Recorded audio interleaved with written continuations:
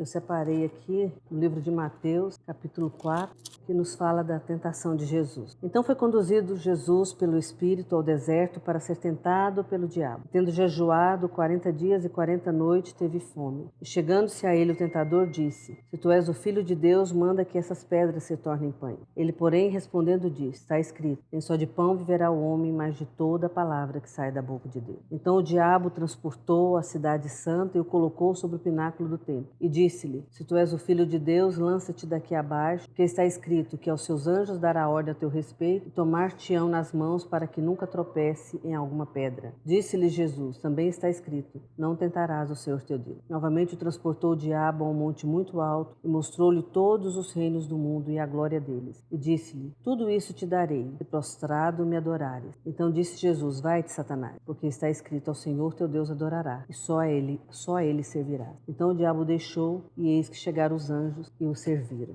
Então nós vemos que o inimigo das nossas almas não é brincadeira, né? Ele foi audacioso de tentar o próprio Cristo, o próprio Jesus. Jesus, ele veio, nós sabemos que ele veio em carne, como nós. Diferentemente que ele não tinha pecado, porque não nasceu da semente de Adão. Ele nasceu da semente da mulher e da palavra de Deus que fez carne. Adão também, quando ele foi criado, ele também não foi criado em pecado, né? Então a desobediência dele é que ele se tornou escravo de Satanás. E obviamente separado de Deus, e a semente corrompeu-se, a semente de Adão. Então todos que nasceram a partir de Adão nasceram com essa semente corruptível de pecado. Por isso que Jesus não podia vir por um homem, ele tinha que vir por Deus, né? Sem pecado, para tomar o pecado nosso por ele e nos libertar do domínio de Satanás. Mas Satanás quis derrotar Jesus, então ele foi tentá-lo, né? Da mesma forma que ele também nos tenta. A palavra do Senhor diz que ele tenta as pessoas. Em que sentido que ele tenta? Criando em nós necessidades, como ele criou. Duvidar de quem somos, como ele fez com Jesus. Distorcer a palavra de Deus, como ele fez com Eva. Ele disse para Eva que ela não ia morrer. E Deus disse que se comesse, morreria. Então ele mentiu. Ele disse que não morreria. Mas ele falou uma verdade, que ela seria igual a Deus, conhecendo o bem e o mal. Então, depois você pode continuar lendo lá, que Deus falou: agora o homem é como um de nós, conhecendo o bem e o mal. Então, nesse ponto, ele falou a verdade. Mas ele mentiu no quesito de viver, de morrer. E da mesma forma, ele foi até Jesus, querendo que, se tu és o Filho de Deus, querendo botar em dúvida quem era Jesus, a sua paternidade. Só que Jesus sabia, porque ele já tinha acabado de sair do batismo, onde a voz de Deus ecoou, dizendo: Este é o meu Filho amado, em quem me comprar. Então ele não tinha que provar nada para Satanás e nem nada para ninguém, quem ele era. Ele sabia quem ele era. Tanto é que ele disse que nem só de pão viverá o homem, mas de toda a palavra que sai da boca de Deus. Porque o que o inimigo quer tentar é nas nossas necessidades, porque naquele momento Jesus teve fome. Então ele teve uma necessidade de saciar a sua fome. Mas ele foi levado ao deserto para ser tentado por diabo, e ali ele jejuou. Por que Jesus jejuou? Porque ele é o segundo Adão. E o primeiro Adão tinha abundância de pão. E aí, na escassez, Jesus venceu o inimigo. E agora ele leva Jesus. Então ele leva Jesus a ter necessidade. Porque muitas vezes ele leva nós a ter necessidade que nós não temos. A palavra do Senhor diz o seguinte: tendo o que comer e o que beber, esteja satisfeito. Então a nossa necessidade que a gente precisa de se alimentar, de se vestir, de abrigo, de proteção. E nós sabemos que Deus já nos deu tudo. E ele foi levado ao pináculo e novamente quis que ele o quê? Mostrasse o seu poder. Se você é filho de Deus, não, você está aqui. Você vai dar ordem aos seus anjos. Era o quê? O poder que ele tinha. Se você é filho de Deus, você vai ter poder de dar ordem aos anjos e eles vão te socorrer. Mas ele não tinha necessidade disso. E ele falou: não tentarás ao Senhor teu Deus. Porque nós conhecemos a Deus, sabemos de Deus, mas não vamos tentar a Deus. Porque Sadraque, Mesaque e Abednego, eles não entraram na fornalha para provar que Deus ia protegê-lo. Não. Eles foram jogados na fornalha por não dobrar o joelho diante de uma estátua. É bem diferente. A palavra do Senhor diz que se nós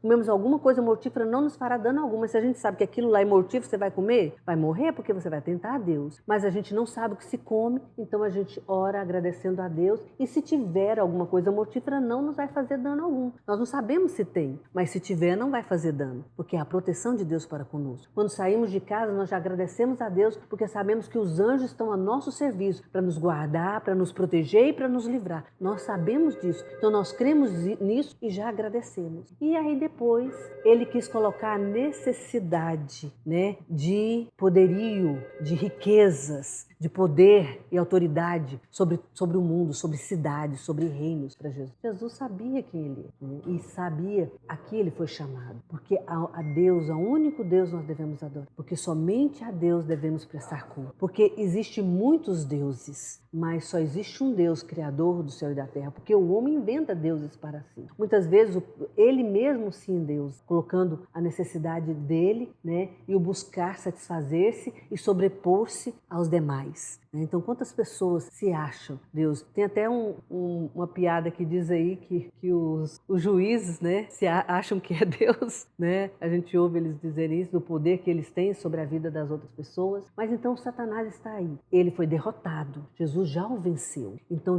ele não tem mais poder sobre aqueles que creem. Ele não tem poder sobre aqueles que creem em Jesus, no seu sacrifício, que recebeu o seu senhorio. Porque a partir desse momento, quem é Senhor das nossas vidas é Jesus. E é Ele que nos guarda, Ele que nos protege, Ele que nos livra, através do quê? Dos seus anjos, porque os anjos são ministros de Deus a nosso serviço e está pronto para obedecer à palavra de Deus que sai da nossa boca. Mas o diabo ainda está neste mundo e ele quer destruir os filhos de Deus para não adentrar as portas sobre o reino dele e resgatar as almas que estão perdidas. Porque o propósito que Deus nos fez ao nos resgatar foi para que nós continuássemos essa obra de resgatar outras do engano de Satanás. Porque o Satanás, ele não tenta aquelas pessoas que já estão nas mãos dele. Ele tenta aqueles que já saíram das mãos dele, aquele a qual Jesus nos libertou. O que estão nas mãos dele, ele usa como instrumento para fazer o mal. Porque o Satanás, ele é o tentador, é o enganador e ele veio para matar, roubar e destruir. E se ele tentou o próprio Jesus, se ele tentou a Eva que não tinha pecado e caiu, quanto mais nós. Então a nossa dependência tem que ser em Deus e nós sabermos quem somos, o que Deus fez por nós. Nós éramos pecadores, agora nós não somos mais pecadores, nós somos nova criatura e o pecado não tem mais domínio sobre nós. Mas como criancinhas a gente ainda peca esporadicamente, porque a gente ainda não tem entendimento. Mas nós precisamos crescer na graça e no conhecimento do Senhor Jesus para saber o que Deus fez por nós. Porque Deus deu o seu Filho amado em favor das nossas almas. Então não duvide que você é amada de Deus, que você é amado de Deus. Somos amados de Deus, somos preciosos para Deus. Deus deu o seu próprio sangue, Ele deu a sua vida em favor de nós, tanto que Deus nos ama. Então se você ama sua mãe, você ama o seu cônjuge, você ama os seus filhos, é um amor muito grande, os seus netos, é insignificante diante do amor que Deus sente por você. E Deus já provou isso. E Ele mostrou as coisas que acontecem. Tudo isso é porque o inimigo quer nos enganar para tirar de nós as bênçãos que Deus já conquistou para nós. Se nós andarmos nessa fé, nada é impossível para nós. E o que o inimigo quer fazer é nos roubar essa fé. Por isso que a nossa luta contra ele é nas regiões celestiais, porque é lá também que estão as nossas bênçãos, que Jesus já conquistou para nós. Nós somos mais que vencedores. Mas nesse mundo tereis aflições, sim, porque como você pode não se afligir, como você pode não ter aflições vivendo num mundo onde tanta maldade acontece, e quando a gente está à frente para pregar o evangelho, para tirar as pessoas das garras do inimigo, o inimigo vai lutar contra nós, sim, usando pessoas para o quê? Para nos afrontar. E quantas pessoas são mortas pelo nome de Jesus Cristo? Porque Jesus, ele foi tentado pelo diabo no deserto, mas quiseram matar ele várias vezes. Na cidade dele, quiseram jogar ele de cima do pináculo, né? Porque não gostaram da palavra que ele disse. E ele era perseguido e os fariseus sempre procuravam, né, uma forma de prendê-lo para matá-lo, até que ele se entregou por nós, né? Naquele dia que ele disse, sim,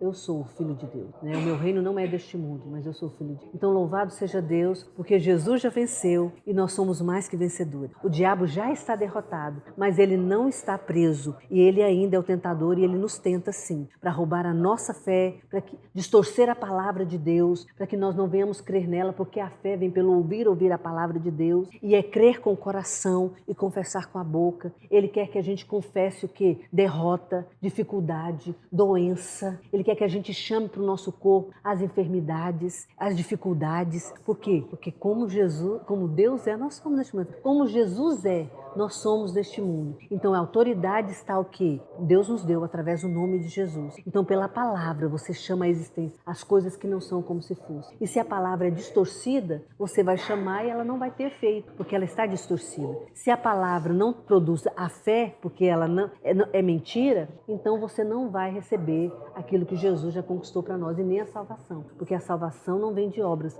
mas é pela graça de Deus mediante a fé. E as obras, ela é consequência de uma fé, mas não é bem obras, é fruto, porque aí passamos a dar fruto, seria as obras, porque obra é uma questão de esforço, fruto é uma questão de vivência, né? Você vive e dá fruto. A diferença é só essa, porque aí você vai, você precisa obedecer é para os desobedientes, mas para os cristãos, para aqueles que vivem em Cristo, ele produz frutos de obediência, que é o amor, paz, longanimidade.